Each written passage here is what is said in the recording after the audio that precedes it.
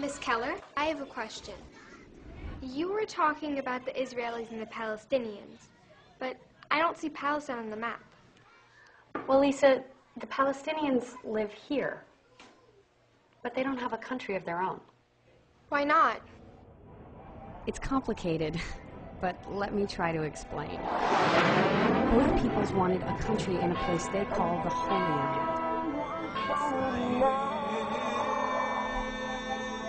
After World War II, Western powers divided it between them, but Arab nations said no.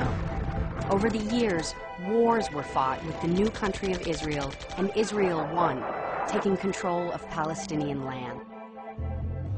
There hasn't been peace since. Now 1.5 million Palestinians live in Gaza, packed into this tiny strip of land. And more are refugees in other countries or live here, in East Jerusalem and the West Bank. But Israeli governments have covered this Palestinian land with new Jewish towns called settlements. Settlers are just 1/10 of the population, but they've taken over most of the land. The settlements are like colonies, built to control as much land and water as possible. They're illegal under international law, but no one stops them. Some settlements have a lot of guns, but this is not the Wild West. They have malls, factories, and swimming pools. They get 3 times as much water as Palestinian villages, which have to deal with shortages and settlement sewage. The settlements are connected by a maze of roads, some only Israelis can use.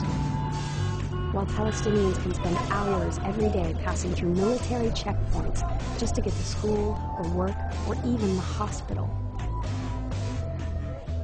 Some Palestinians have never been able to visit relatives who live just miles away. Israel has also built a huge security wall that's taken over even more land.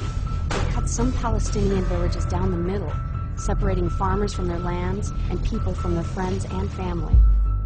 So the real map looks like this, with the wall, roads, and over 200 settlements squeezing Palestinians into small pockets.